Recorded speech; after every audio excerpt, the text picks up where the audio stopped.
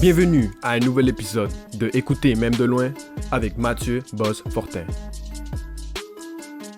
Il n'y a pas d'âge pour rire, puis notre prochaine invitée au balado veut justement faire rire les jeunes dans les écoles secondaires. Marilyn Pitre, merci d'être au rendez-vous.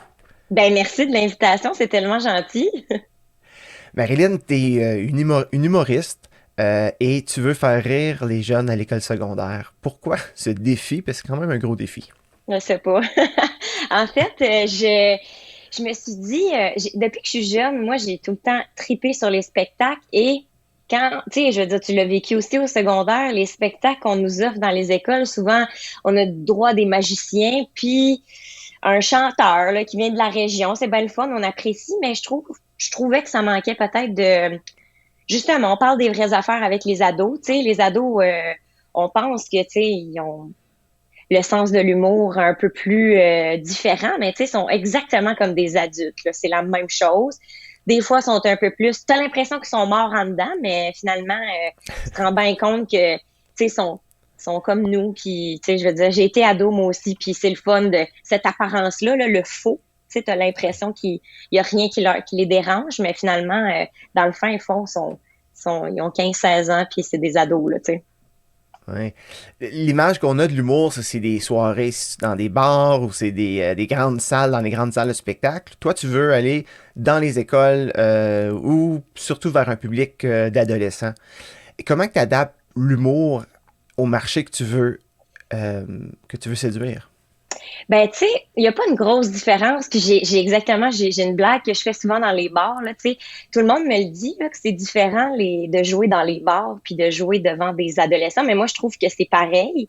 Tu sais, j'aime quand même mieux me faire crier dans un bar avec des gens sous, montre-nous tes boules, que dans une école secondaire, tu sais. Ouais, Mais, ouais. il reste que, tu sais, oui, j'adapte, mais tu sais, je parle pas d'alcool, je parle pas de drogue, je parle pas de, tu sais, je veux dire, je suis quand même quelqu'un qui est assez soft, qui est capable de faire la part des choses. C'est pas mal les mêmes sujets, tu sais, je suis capable d'aller tester les mêmes numéros dans les bars que je vais faire dans les écoles secondaires. Fait que je vois pas en quoi c'est différent finalement, tu sais, parce que les adolescents, ils en consomment de l'humour. Tu as une énergie contagieuse. Parle-moi de comment tu t'assures que ton énergie se dégage bien devant ton public quand tu les rencontres. Ben, en fait, tu sais, oui, c'est vrai, tu sais, puis je suis consciente que j'ai cette énergie-là sur scène. Et je pense que c'est justement en stand-up, dans un style stand-up, avec le micro, je prends le temps des fois de vraiment m'installer puis de me grounder, ce que je faisais pas avant.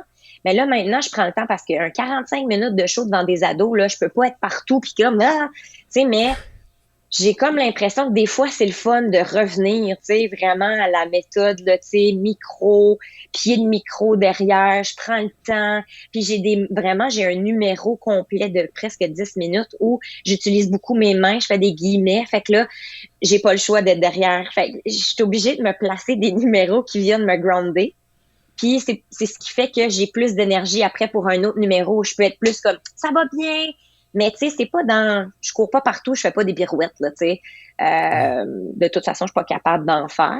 Peut-être que ça viendra au cours de la tournée là, j'essaierai d'apprendre, mais je suis quand même assez calme sur scène, même s'il y a cette énergie là qu'on ressent, tu sais. Comment tu envisages les routes de l'Ontario? Qu'est-ce que tu vas aller chercher pour toi-même dans cette rencontre avec le public ontarien? Ben tu sais, en ce moment, moi, je me suis construit une van avec mon copain. Fait on est prêt à partir sur la route. Et j'ai comme le goût de vivre, là, tu sais, puis de voyager, tu sais, comme de profiter justement de l'Ontario, de rencontrer, tu sais, des francophones en Ontario parce que, tu sais, il y en a plein, les communautés francophones, de vivre avec eux. Je me souviens avec le concours LOL, justement, parce que je fais de la formation avec le concours LOL en Ontario. Et quand j'allais à Windsor, il y a comme une famille à tous les années, quand j'allais faire de la formation, ils m'invitaient chez eux pour un barbecue. Fait que moi, j'ai le goût de m'inviter chez les gens pour des barbecues. Fait que le message est dit. Fait que je vais être sur la route en Ontario. Et moi, je suis partante pour des barbecues. Non, mais tu sais, j'ai le goût de vraiment, tu sais, oui, j'ai le goût de faire mes spectacles, puis j'ai comme le goût, mais tu sais, je veux être proche des gens, j'aime ça, je suis une acadienne quand même, tu sais, j'aime ça être proche du monde, je veux vraiment rencontrer les gens, mais tu sais, les vraies personnes, là, tu sais, tu sais, comme du vrai monde, là, tu sais, comme on va parler des vraies affaires, puis on va être bien, puis ça va être comme, il n'y a pas de malaise, on est bien, on est francophone, on est fiers de l'être, tu sais. D'avoir décidé d'aller dans l'humour en particulier, là, sur les arts de la scène, les arts vivants, qu'est-ce qui a piqué ta curiosité vers l'humour? Ben, en fait, tu sais, moi, je viens d'une famille où on a tout le temps, tu sais, tout est tout le temps drôle, tu sais, dans des moments même un peu plus tristes, tu sais, je viens vraiment d'un milieu où, tu sais, avec ma mère, mon père, mon frère, tout le monde est, mon frère, c'est le clown de la famille, les gens le disent tout le temps, voyons, pourquoi c'est pas ton frère qui fait de l'humour, tu sais. Mais, mais en fait, c'est que, tu sais, je me suis tout le temps entourée des gens. Tu sais, j'ai tout le temps fait des spectacles amateurs à l'école. Fait que, tu sais, ça a toujours fait partie de ce que j'aimais. Puis, comme tu le dis, là, tu sais, l'humour facilite beaucoup les relations. Plus jeune, j'ai tout le temps été très petite, très, tu sais, pour me faire des amis, moi, j'étais la drôle. Tu sais, j'étais pas, tu sais, parce que j'étais plus petite que tout le monde. Tu sais, pour me faire des copains aussi, tu sais, comme des chums à l'époque, tu sais, comme j'étais très, très petite, ben les gars, ils s'intéressaient un peu moins à moi à l'époque. Fait que là, j'étais full drôle, puis là, fait que là, j'étais comme dans la gang à tout le monde parce que j'étais le fun puis drôle. Fait que c'est devenu un peu naturellement. Et à l'époque, je fréquentais un gars qui voulait être humoriste.